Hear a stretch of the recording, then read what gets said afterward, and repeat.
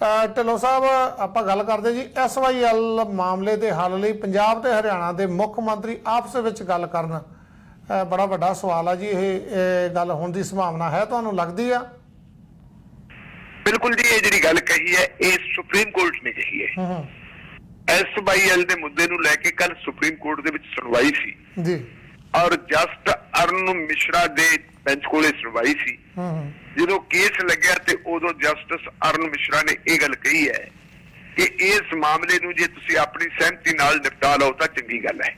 और उन्होंने कहा सी कि दोनों राज्यों को आपस में गल करनी चाहिए। ये कोई पहली बार नहीं हुआ, पहला भी सुप्रीम कोर्ट ने इस किस्म का सुझाव दिता सी। भारत सरकार नूं भी कहा सी कि तुसीं जिहड़ी हैगी है विचोलगी करके इस मामले नूं निपटाओ। कुछ मीटिंगां वगैरह भी दिल्ली दे विच होईयां सी साडे जिहड़े हैगे है ब्यूरोक्रेटिक लैवल ते भी ते राजनीतिक लैवल ते भी जी, पर उन्हां दा कोई जिहड़ा हैगा सिੱਟਾ नहीं निकलिया जी।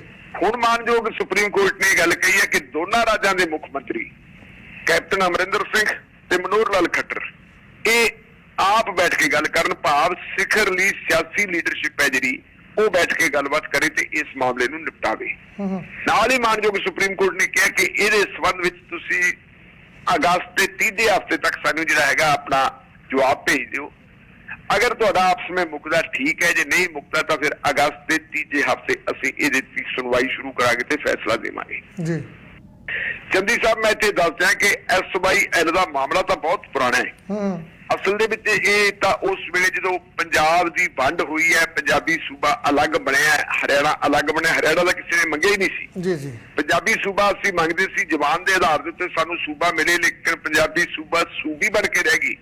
विचकरा साडे नाल किन्ना कुछ होया, साडा बहुत कुछ खुस गया। जिहड़ियां चीज़ां साडे कोल मुख तौर ते खुसियां ਉਹ ਸਾਡੀ ਰਾਜਧਾਨੀ ਚੰਡੀਗੜ੍ਹ ਜਿਹੜੀ ਪੰਜਾਬ ਵਾਸਤੇ ਬਣਾਈ ਸੀ ਸਰਦਾਰ ਪ੍ਰਤਾਪ ਸਿੰਘ ਕੈਰੋਂ ਨੇ ਪੰਡਿਤ ਨਹਿਰੂ ਦੇ ਨਾਲ ਮਿਲ ਕੇ, ਉਹ ਸਾਥੋਂ ਨਿਕਲ ਗਿਆ। और ਜਿਹੜਾ ਭਾਖੜਾ ਡੈਮ है आम तौर पर जिन्नी देर तक नहरू जिउंदा रहा है, जिन्ने भी विदेशी मेहमान आउंदे रहे हैं, चाहे वो चाउन लाई सी, चाहे कोई अमरीका तो आउंदा सी, रूस तो आउंदा सी, पंडित नहरू ने जो भी उन्हां नाल गलबात करनी हुंदी सी ते ओ जिहड़ा हैगा नंगल जाके गल करदे हुंदे सी, उत्थे बैठदे हुंदे सी कि साडे कोले आ एक अजूबा तुसीं आओ असीं ये बनाया होया है। और ਇਹ ਜਿਹੜੀ ਸਾਡੀ ਵੰਡ ਦੇ ਨਾਲ ਭਾਖੜਾ ਬਿਆਸ ਮੈਨੇਜਮੈਂਟ ਬੋਰਡ ਦਾ ਪ੍ਰਬੰਧ ਵੀ ਸਾਡੇ ਕੋਲੋਂ ਨਿਕਲ ਕੇ ਉਹ ਵੀ ਜਿਹੜਾ ਚਲਾ ਗਿਆ, ਪਾਸੇ ਚਲਾ ਗਿਆ। ਜੇ ਦੂਜੇ ਪਾਸੇ ਦੇਖੀਏ ਤੇ ਕਿੰਨੇ ਵਧੀਆ ਪੰਜਾਬੀ ਬੋਲਦੇ ਇਲਾਕੇ, ਤੁਹਾਡੀਆਂ ਵੀ ਰਿਸ਼ਤੇਦਾਰੀਆਂ ਹੋ ਰਹੀਆਂ, ਅਸੀਂ ਤਾਂ ਖੈਰ ਨਾਲ ਹੀ ਬੈਠੇ ਹਰਿਆਣਾ ਦੇ, ਸਾਡੇ ਕਿੰਨੇ ਜਿਹੜੇ ਹੈਗੇ ਸਰਸਾ, ਹਿਸਾਰ, ਇਧਰ ਦੇਖੀ ਇਹ ਸਾਰੇ ਦੇ ਸਾਰੇ ਇਲਾਕੇ ਜਿਹੜੇ ਪੰਜਾਬੀ ਬੋਲਦੇ ਇਲਾਕੇ ਇੱਥੋਂ ਨਿਕਲ ਗਏ। ਤੁਸੀਂ ਜਾ ਕੇ ਗੱਲ ਕਰੋਗੇ, ਸਾਡੇ ਪੰਜਾਬੀ ਭੈਣ ਭਰਾ ਗੱਲ ਪੰਜਾਬੀ ਚ ਕਰਦੇ ਹੈ, ਤੇ ਜੇ ਆਪਾਂ ਚਿੱਠੀ ਲਿਖ ਕੇ ਪੰਜਾਬੀ ਚ ਭੇਜ ਦਈਏ ਤੇ ਉਹਨਾਂ ਨੂੰ ਸਮੱਸਿਆ ਖੜੀ ਹੋ ਜਾਂਦੀ ਆ, ਉਹ ਪੰਜਾਬੀ ਦੀ ਚਿੱਠੀ ਪੜ੍ਹ ਨਹੀਂ ਸਕਦੇ। ਕਿਉਂ? क्योंकि बड़ा लंबा समा हरियाणे दे विच सैकंड लैंगुएज पंजाबी नहीं सी, फर्स्ट लैंगुएज उत्ते उन्होंने हिंदी रखी भी है। और बंसी लाल दे जमाने दे विच सैकंड लैंगुएज जिहड़ी है तेलुगु बनाई हुई सी। हुण इह दसो भी तेलुगु दा कोई लागा देगा है? इस तरीके नाल साडा जिहड़ा पाणियां वाला सी, पाणियां दी वंड सी 60-40 दे आधार दे उत्ते हरियाणा ते पंजाब दी वंड हुई सी। लेकिन जिहड़ी पाणियां दी वंड हुई, पाणियां दी वंड ऐनी जिहड़ी कहानी वंड हुई सी कि उस वंड दे विचों पहला तां राजस्थान नूं साडा पाणी ਜਾਂਦਾ ਸੀ, फिर हरियाणे नूं भी कुछ पानी दिता गया, फिर अगे आके एक जिहड़ा हैगा होर दोबारा बंद हुई, उस बंद के आधार पर हरियाणा नूं होर पानी वध दे दिता। और उहदा इह कीता कि इहनूं जिहड़ा हैगा हरियाणे नूं पानी जाण वास्ते एक नवीं नहर बनाई जावे। 1978 ਦੇ ਵਿੱਚ इस नहर की जिहड़ी है शुरुआत हुई सी, ਜਦੋਂ सरदार प्रकाश सिंह बादल पंजाब के मुख मंत्री हुंदे सी ते चौधरी देवी लाल हुंदे सी हरियाणा के मुख मंत्री। उस वेले जिहड़ी है जी SYL जिहड़ी हैगी है नहर, इहदे वास्ते जमीन अक्वायर की गई सी और जमीन अक्वायर की सी पंजाब के हिस्से च। ਉਹਦੀ पेमेंट हरियाणे वाले ने की सी, वो पेमेंट उन्होंने सीधी पंजाब के मुख मंत्री नूं करती सी। पंजाब के मुख मंत्री नूं जिहड़ी 1 करोड़ के 2 करोड़ रुपए का चैक मिलिया सी, वो अखबारां दे विच प्रकाशित होया सी। बाद दे विच चौधरी देवी लाल ने हरियाणा की असैंबली नूं संबोधन करदे इह गल कह दित्ती सी कि ਇਹ ਮੇਰੀ ਤੇ ਪ੍ਰਕਾਸ਼ ਸਿੰਘ ਬਾਦਲ ਦੀ ਦੋਸਤੀ ਹੈ, ਜਿਹਦੇ ਨਤੀਜੇ ਵਜੋਂ ਪ੍ਰਕਾਸ਼ ਸਿੰਘ ਬਾਦਲ ਜਾਂ ਪੰਜਾਬ ਸਰਕਾਰ ਇਸ ਵਾਸਤੇ ਤਿਆਰ ਹੋਏ ਹੈ ਕਿ ਪੰਜਾਬ ਦੇ ਹਿੱਸੇ ਦੇ ਵਿੱਚ ਨਹਿਰ ਬਣਾ ਦਿੱਤੀ ਜਾਵੇ ਔਰ ਉਹਦੇ ਬਦਲੇ ਦੇ ਵਿੱਚ ਅਸੀਂ ਉਹਨਾਂ ਨੂੰ ਪੇਮੈਂਟ ਕਰ ਦਿੱਤੀ ਹੈ। ਇਹ ਹਰਿਆਣਾ ਦੀ ਅਸੈਂਬਲੀ ਦਾ ਰਿਕਾਰਡ ਦੇ ਵਿੱਚ ਇਹ ਗੱਲਾਂ ਕਹੀਆਂ ਹੋਈਆਂ, ਪਰ ਜੇ ਆਪਾਂ ਦੇਖੀਏ ਉਹਦੇ ਵਿੱਚੋਂ ਨਿਕਲਿਆ ਬਹੁਤ ਕੁਛ ਹੈ।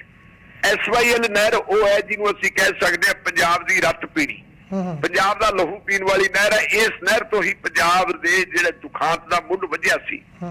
1982 ਦੇ ਵਿੱਚ ਜਦੋਂ ਟੱਕ ਲੱਗਿਆ ਸੀ SYL ਦਾ, ਉਦੋਂ ਹੀ ਅਸਲ ਦੇ ਵਿੱਚ ਜਿਹੜਾ ਹੈਗਾ ਧਰਮਯੁੱਧ ਮੋਰਚਾ ਜਿਹੜਾ ਲੱਗਿਆ ਸੀ। ਧਰਮਯੁੱਧ ਮੋਰਚਾ ਸੀ ਇੱਕ ਆਰਥਿਕ ਮੋਰਚਾ, ਤੇ ਇਹ ਧਰਮਯੁੱਧ ਮੋਰਚਾ ਚੱਲਦਿਆਂ ਫਿਰ ਧਰਮਯੁੱਧ ਤਬਦੀਲ ਹੋ ਗਿਆ ਸੀ। ਤੇ ਕਿੰਨਾ ਕੁਛ ਪੰਜਾਬ ਦੇ ਵਿੱਚ ਹੋਇਆ ਇਹ ਆਪਾਂ ਨੂੰ ਪਤਾ ਕਿ 35-40 ਹਜ਼ਾਰ ਬੰਦੇ, ਕੋਈ 50,000, ਪਤਾ ਨਹੀਂ, ਕੋਈ ਗਿਣਤੀ ਨਹੀਂ ਕਿ ਪੰਜਾਬ ਦੇ ਵਿੱਚ ਕਿੰਨੇ ਨੌਜਵਾਨ ਮੁੰਡੇ ਮਾਰੇ ਗਏ, ਚਾਹੇ ਉਹ ਪੁਲਿਸ ਵਾਲੇ ਸੀ, ਚਾਹੇ ਉਹ ਖਾੜਕੂ ਲਹਿਰ ਨਾਲ ਸੀ, ਚਾਹੇ ਉਹ ਕੋਈ ਬੱਸਾਂ ਦੇ ਵਿੱਚੋਂ ਲਾ ਕੇ ਬੇਗੁਨਾਹ ਹੋਰ ਭਾਈਚਾਰਿਆਂ ਦੇ ਲੋਕ ਵੀ ਸੀ, ਉਹ ਮਾਰੇ ਗਏ ਸੀ। ਤਾਂ ਸਾਰੇ ਪੰਜਾਬੀ ਜਿਹੜੇ ਮਾਰੇ ਗਏ। ਬਿਲਕੁਲ ਜੀ। ਪਰ ਜਦੋਂ ਇੰਨੇ ਪੰਜਾਬੀ ਮਰੇ ਸੀ, ਤੁਸੀਂ ਉਸ ਵੇਲੇ ਦੇਖੋ ਕਿ ਉਸ ਸੌਦੇ ਦੇ ਵਿੱਚੋਂ ਵੀ ਕਿਸੇ ਨੇ ਕੁਝ ਕੱਢਿਆ ਸੀ। ਇੰਦਰਾ ਗਾਂਧੀ ਇੰਟਰਨੈਸ਼ਨਲ 에ਅਰਪੋਰਟ ਦੇ ਕੋਲ ਇੱਕ ਤੁਹਾਨੂੰ ਬਹੁਤ ਵੱਡਾ ਹੋਟਲ ਮਿਲੂਗਾ ਜਿਹਦਾ ਨਾਮ ਔਰਬਿਟ ਹੋਟਲ। ਔਰ ਉਸ ਔਰਬਿਟ ਹੋਟਲ ਦੇ ਵਾਸਤੇ ਜਿਹੜੀ ਜ਼ਮੀਨ ਮਿਲੀ ਸੀ ਜੀ 1 ਰੁਪਿਆ ਪ੍ਰਤੀ ਏਕੜ ਦੇ ਲਿਹਾਜ਼ ਨਾਲ 18 ਏਕੜ ਜਿਹੜੀ ਜ਼ਮੀਨ ਮਿਲੀ ਸੀ ਉਹ ਸਰਦਾਰ ਸੁਖਬੀਰ ਸਿੰਘ ਬਾਦਲ ਦੇ ਨਾਂ ਤੇ ਮਿਲੀ ਸੀ। ਹਰਿਆਣਾ ਸਰਕਾਰ ਨੇ ਦਿੱਤੀ ਸੀ। ਕਾਹਦੇ ਵਾਸਤੇ?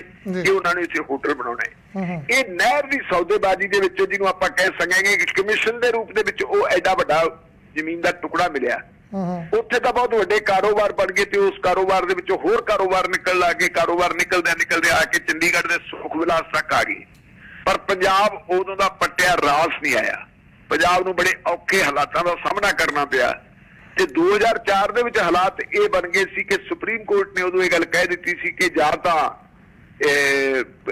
ਇਹ ਤੁਸੀਂ ਨਹਿਰ ਬਣਾਓ, ਜੇ ਤੁਸੀਂ ਨਹਿਰ ਨਹੀਂ ਬਣਾਓਗੇ ਤਾਂ ਇਹ ਸਾਰੀ ਦੀ ਸਾਰੀ ਜਿਹੜੀ ਹੈਗੀ ਹੈ ਨਹਿਰ ਬਣਾਉਣ ਦੀ ਕਵਾਇਦ ਇਹ ਵਾਟਰ ਰੋਡ ਆਰਗੇਨਾਈਜੇਸ਼ਨ ਦੇ ਹਵਾਲੇ ਕੀਤੀ ਜਾਂਦੀ ਹੈ।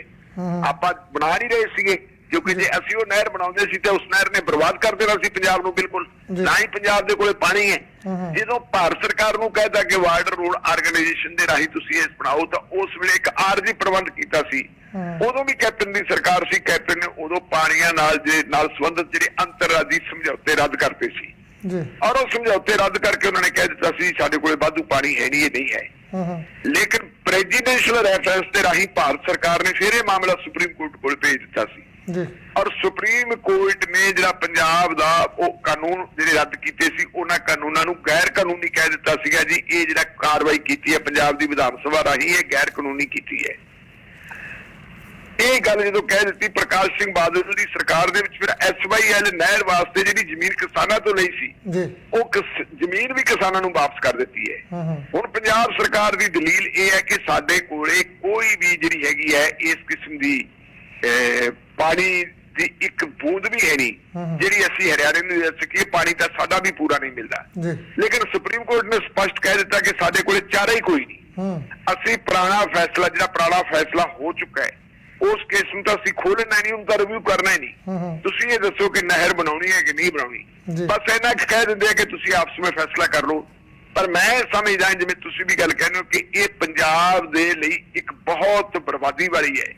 ਔਰ ਸੰਭਾਵਨਾ ਇਹ ਬਣਦੀ ਹੈ ਕਿ ਜੇ ਇਸ ਕਿਸਮ ਦਾ ਕੋਈ ਫੈਸਲਾ ਹੋ ਗਿਆ, SYL ਨਹਿਰ ਬਣਾਉਣ ਦੀ ਦੁਬਾਰਾ ਫੇਰ ਯਤਨ ਕੀਤੇ ਜਾਂਦੇ ਆ ਭਾਰਤ ਸਰਕਾਰ ਵੱਲੋਂ, ਚਾਹੇ ਅਦਾਲਤਾਂ ਵੀ ਕਰਵਾ ਦੇਣ, ਤਾਂ ਪੰਜਾਬ ਦੀ ਹਾਲਤ ਮੁੜ ਕੇ ਫੇਰ ਵਿਗੜ ਸਕਦੀ ਹੈ। ਹਾਲਾਤ ਜਿੱਥੋਂ ਸ਼ੁਰੂ ਹੋ ਕੇ ਖਤਮ ਹੋਈ ਸੀ, ਦੁਬਾਰਾ ਨਵੇਂ ਸਿਰੇ ਤੋਂ ਗੱਲ ਉੱਥੇ ਜਾ ਸਕਦੀ ਹੈ।